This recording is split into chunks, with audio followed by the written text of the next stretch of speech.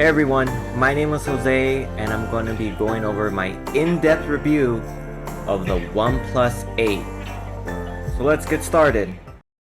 Starting off with the unboxing, and unboxing OnePlus phones is always so cool because the presentation is very enthusiastic.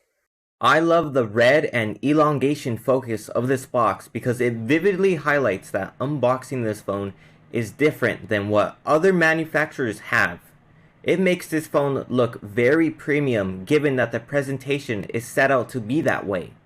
It's minimalistic, but it tells a bold story with the red and straightforward unboxing. In the box, there is the phone, a 30-watt charger, SIM to ejector, a sticker pack, and charging cable. Now, onto the basic overview of the phone. It has a 6.55-inch 1080p 90Hz OLED display. It has a 4300 mAh battery capacity. It has a Snapdragon 865 5G chip, and it comes in either 128 or 256 gigabytes of storage with a RAM configuration of either 8 gigabytes or 12 gigabytes, but that 12 gigabytes is locked to that 256 gigabyte variant. It has an in-display optical fingerprint reader, and for the cameras, we have 3 on the back with a 48 megapixel wide camera, a 16 megapixel ultrawide camera, and a 2 megapixel depth sensor. And my phone right here is the Interstellar Glow color variant, and it's a 2020 release date phone with an original asking price of $700 US. Now, onto software. If you know about Oxygen OS, then you already know that this phone has super clean and dead simple software. And people go crazy over it, and I can see why. It's just really clean and straightforward, and I'll explain that in just a few moments. The settings app is very straightforward, quite simple, and yeah, a bit minimalistic too. Everything is organized, especially the descriptions, tiles, and logos, which look great. Spacing in the settings app, which means how spaced everything is in relation to each other, is really nicely designed because it makes the settings visually pleasing and comfortable to look at. It's not cluttered nor flashy, which I've seen in other settings apps before. The app drawer and home launcher give me a similar experience to what I saw with the settings app. Straightforward, clean software. I really can't emphasize that enough. Also, again, the software has really good spacing, which is what gives you a pleasant operability experience. It just makes everything so easy to read. Now, moving on to bloatware, which could take away from that clean experience, I'm happy to report that the OnePlus 8 pretty much comes bloatware free, with just some minor exceptions, which is just some pre-installed OnePlus related applications. That's pretty much it. However, there is one piece of software on here that you will absolutely hate, or at least I absolutely hated, for reasons that pretty much will never make sense to me, and that is Google Assistant. So in my previous phone review of the TCL 10 SE, there is a dedicated Google Assistant button to summon Google. There is no Google Assistant button here, but if you hold down the power button, they appear. My problem is that by holding down the power button, I should have been prompted for my power down options such as restart or turn off. But if you want these prompts, you have to hold down the power button and the volume up key at the same time, which is just ridiculous. You can change this in the settings app, and I think other manufacturers do this as well by default. But I'm just really tired of seeing this trend where by holding down the power button, you get a hello from Google Assistant instead of getting the power down options, which I think is just ridiculous, and we just need to stop it. Just like, stop. I want the power down options. I don't want to get a hello from Google Assistant. What are you thinking? Similar to what I saw with my TCL 10 SE review, OnePlus has a vibrant color effect mode which is supposed to change the color saturation and contrast of videos being played on the phone. However, unlike the TCL, I didn't see a difference with it being on and off. I seriously did not see any changes to video when I had the mode turned on, so that leads me to think that either my mode is bugged out and it doesn't work, or it actually does work but only really turns on when you have a really low contrast and flat color video, which also doesn't make sense because I played a lowly saturated video with basically no colors, and with it being on, it did not boost those colors. So I don't know what's going on here. Now, onto the display of the phone. It's a 6.55 inch 1080p 90Hz OLED display, and it's pretty much exactly what I expect it to be, which is a bright, vibrant, and responsive display. The display can go up to 1100 nits max brightness on auto brightness settings, and outdoor usage visibility is quite good. The screen has a refresh rate of 90 Hz, which is noticeably more fluid than a 60 Hz display, and although this isn't an 120 Hz display as seen with the Pro model of the phone, I think 90 Hz is definitely a positive in this aspect.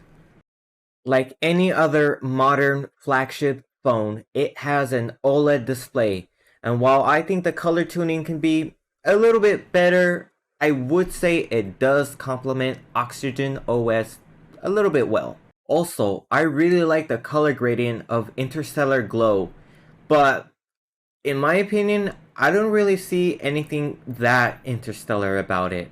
If anything, it reminds me more of a nautical twilight, which is when the sun is either rising up or down at a certain degree, but there's still plenty of darkness in the sky with just the sun over the horizon, somewhat like a sunset. But that's besides the point. I think this Interstellar Glow color gradient is really nice and is probably the best color option you can get when picking up a OnePlus 8 phone. However, the only thing is, in person, this Interstellar Glow is really different from what you see in online photos of the color.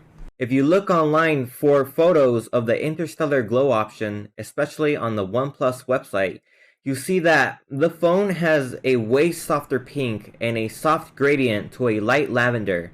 In person, all the colors are much darker, with the pink looking more like a red, and there's also some yellow highlights on the sides which isn't really that visible in the online photos, but it's still pretty good.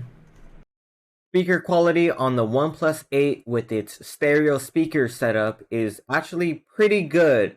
However, it does get really harsh if you turn it up to max volume, but it also gets really loud in itself, so that's pretty impressive. But if you just stick to about 80% volume, you'll get really good results.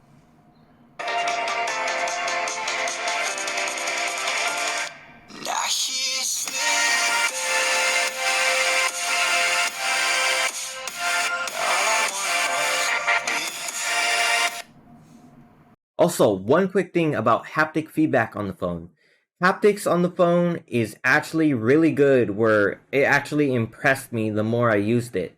I don't know how to describe it, but it somewhat feels impactful and heavy, but also sharp at the same time.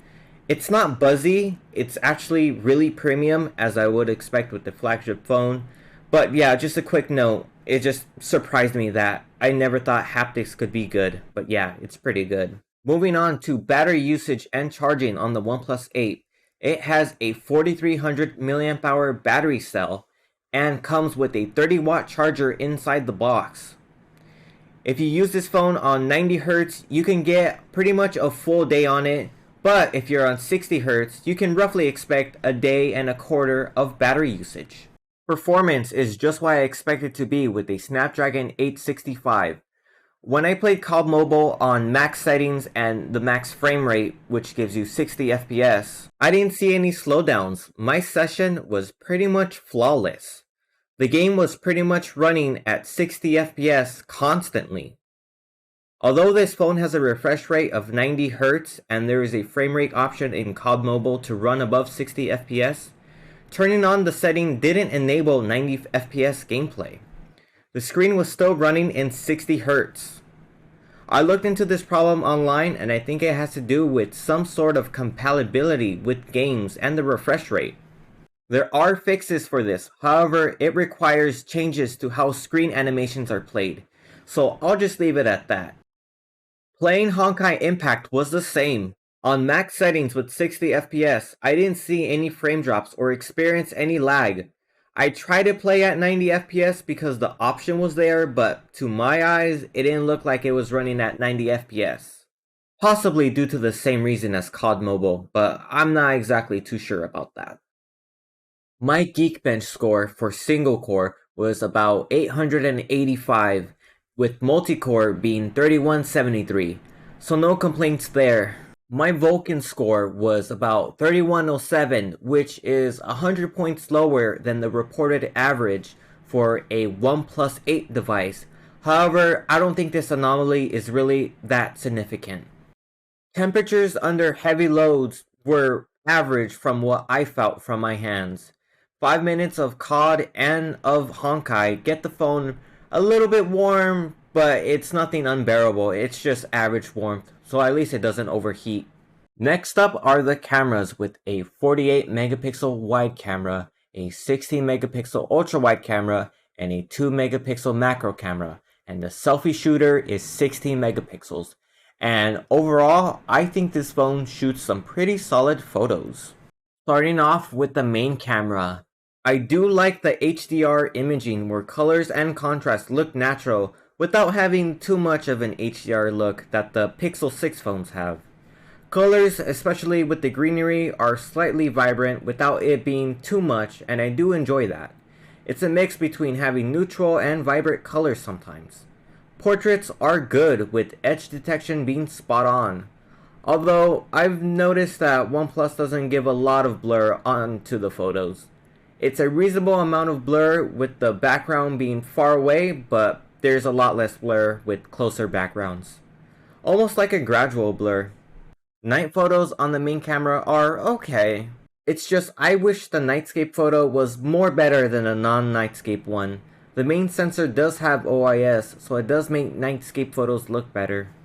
Video on the main camera has a bit more contrast in the photos, but it still keeps that subtle vibrance, and I like that. There are a few other video modes I want to talk about, but mainly I just want to stick to the video portrait mode where it gives a background blur effect to people similar to what you see with portrait photos. And given that there's no time of flight, depth camera, or optical camera, the effect looks really good.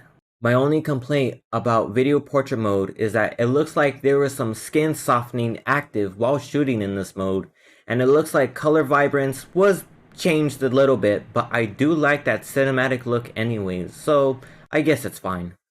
Night video on the main camera looks alright, but you can somewhat improve this if you turn on nightscape video, which makes the scene a little bit brighter, but not a whole lot. Ultrawide photos are actually really nice, and it has a field of view of 160 degrees, and although it could be a little bit wider, I'll accept it anyways. It has similar characteristics to the main camera with a slight HDR look and similar vibrance with greenery. I think it's pretty good.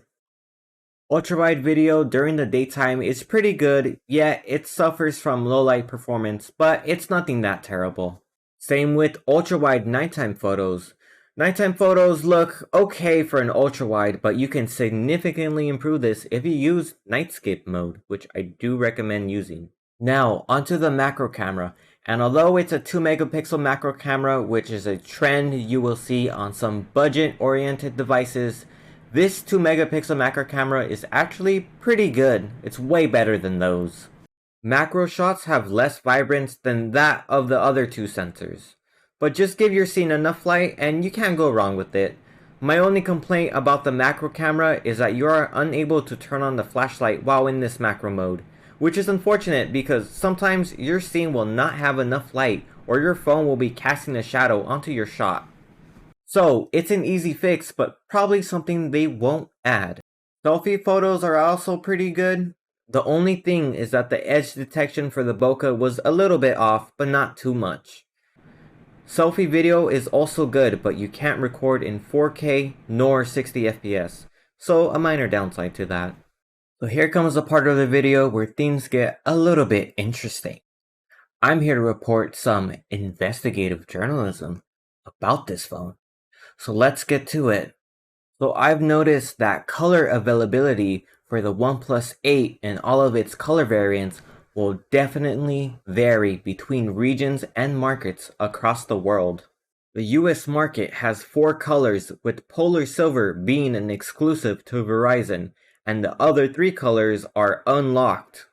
However, this isn't the case in other regions of the world where color availability will differ. For example, the UK OnePlus website has the Onyx Black and Glacial Green, but not the Interstellar Glow, and the Romanian site has Interstellar Glow and Onyx Black, but not Glacial Green. So yeah, not all markets will have the same colors available for purchase.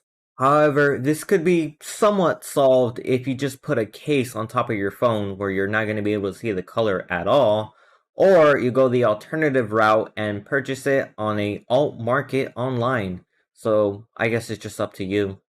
So it's time to talk about my overall thoughts on this phone and if it's worth the original $700 price tag. I think this is a good contender for $700.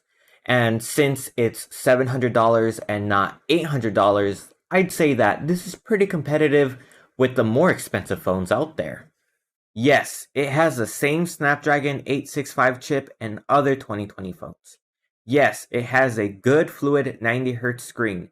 Yes, it has good battery life, and so on, but there's 2 things about this phone that make it better than the others. While this phone does not have the best camera quality or battery life compared to more expensive phones, it does have 1. Really good and clean software that many people give OnePlus a lot of praise for, and 2, it's a flagship phone with flagship capability in every department, and while $700 is not the ideal sweet spot for this phone, it does undercut something like the Samsung Galaxy S21 in my opinion, and that one is an $800 phone. So to put it all together, I hope OnePlus stays unique to its brand identity as it continues to undercut the competition.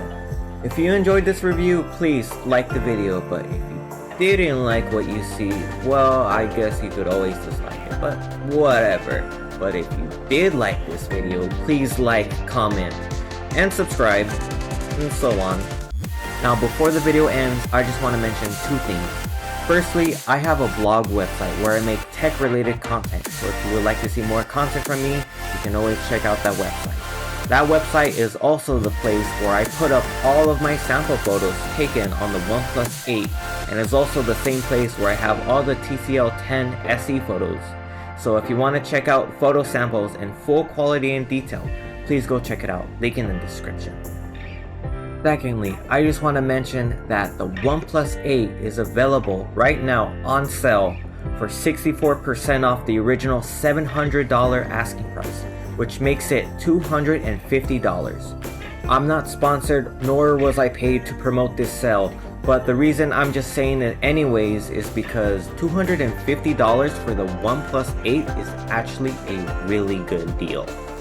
Essentially, it's flagship tier quality for the price of a budget phone, and if you watched my last video about the TCL 10 SE, you know that this OnePlus for $250 is gonna put this TCL to shame by a long shot. So that's it, here's the end of the video. Thank you for watching, and I'll see you in the next video. Bye bye.